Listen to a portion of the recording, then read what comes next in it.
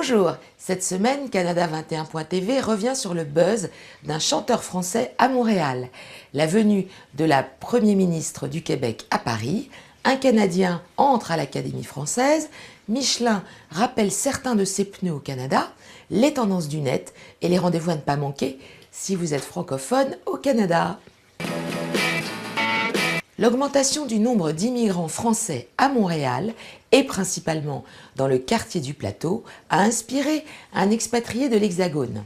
Il y a trop de Français sur le plateau, c'est le titre de la chanson que Fresh Fred a composée.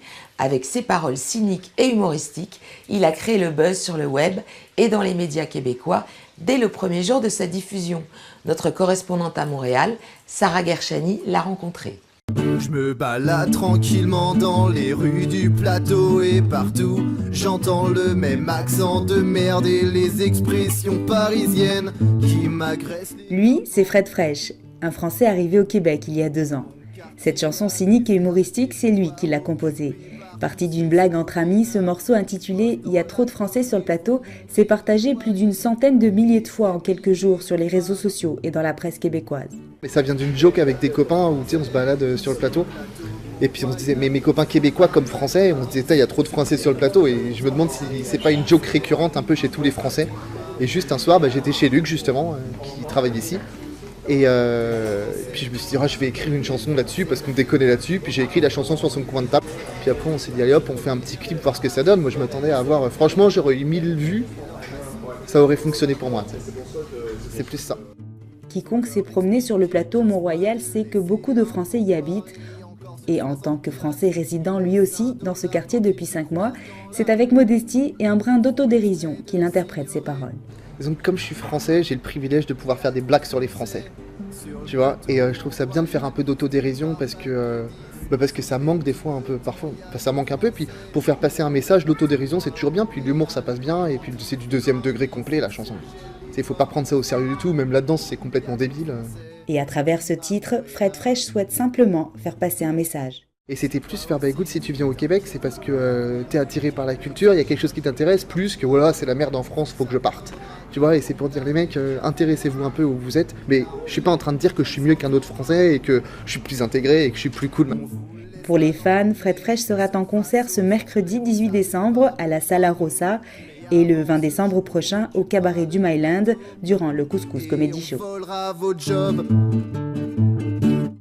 Si un jour y a plus de Français à Montréal, c'est que tout va bien en France, c'est pas près d'arriver moi ce jour, je serai toujours ici. La Charte des valeurs a rattrapé Pauline Marois à Paris. Le débat sur la laïcité a ressurgi au cours d'un déjeuner vendredi dernier entre la Première ministre du Québec et son homologue français Jean-Marc Ayrault. Hasard du calendrier, le locataire de Matignon avait rendu public le matin même un rapport commandé il y a quelques mois dans l'intention de refonder la politique d'intégration française, souvent citée en exemple par Pauline Marois. Un rapport qui recommande, entre autres, notamment d'autoriser le port du voile à l'école, interdit depuis 2004. Pendant leur entretien, les 2 premiers ministres ont aussi parlé de fiscalité et de l'accord de libre-échange Canada-Europe et d'électrification des transports. La Première ministre est revenue hier à Paris pour une rencontre avec le président François Hollande. Dany Leferrière est le premier Canadien élu à l'Académie française. Le nouvel immortel a été élu au fauteuil numéro 2, celui d'Alexandre Dumas, au premier tour par 13 voix sur 23, a précisé l'institution chargée de veiller au respect de la langue française et d'en composer le dictionnaire. Né à Port-au-Prince en Haïti le 13 avril 1953, Dany Leferrière a quitté l'île en 1974 pour s'installer au Québec après l'assassinat d'un ami journaliste par les hommes de main du dictateur Jean-Claude Duvalier. Son premier roman, Comment faire l'amour avec un nègre sans se fatiguer, paru en 1985, a été traduit dans plusieurs langues et adapté au cinéma. Grand intellectuel, écrivain et scénariste, le nouvel académicien vit entre Miami et Montréal. Son écriture privilégie le style autobiographique.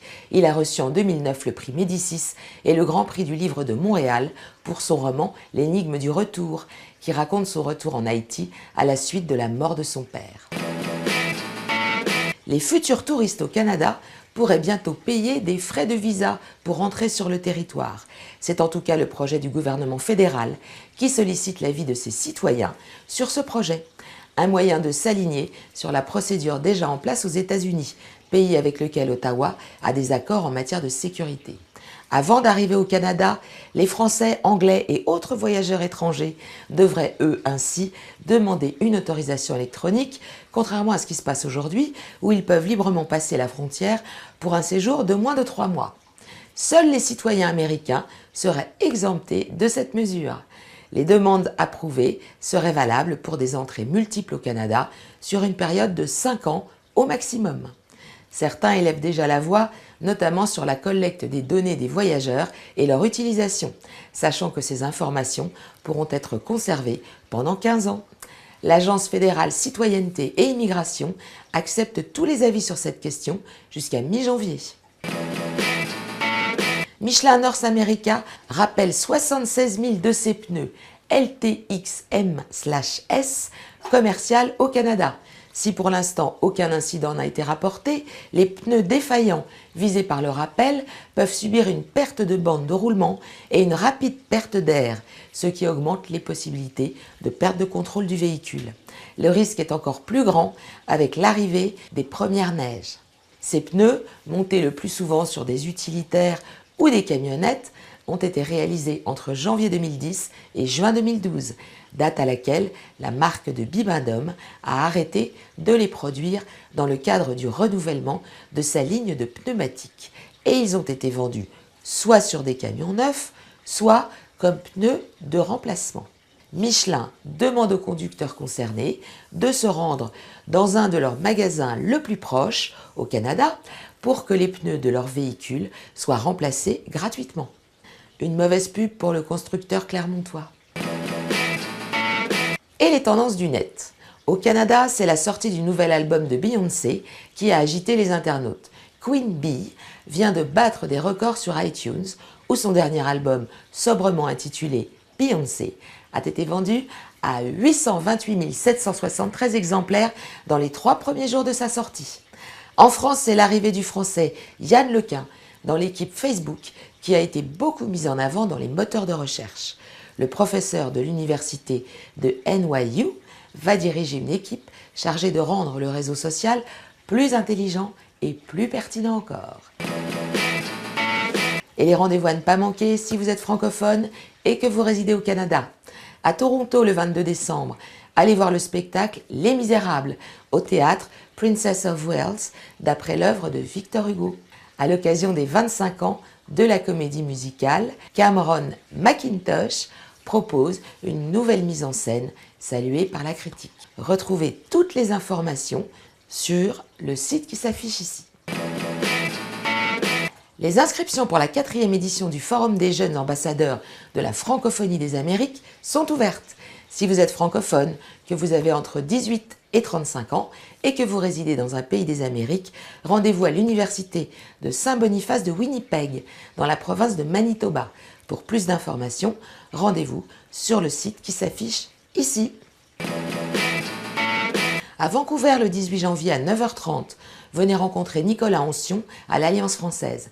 L'auteur belge qui vit en France a publié des nouvelles telles que « Bleu ciel trop bleu », salué par la critique. Pour en savoir plus, rendez-vous sur le site alliancefrançaise.ca. Merci de nous avoir suivis tout au long de cette année 2013. Canada 21 revient le 8 janvier prochain pour une nouvelle chronique sur l'actualité croisée en France et au Canada.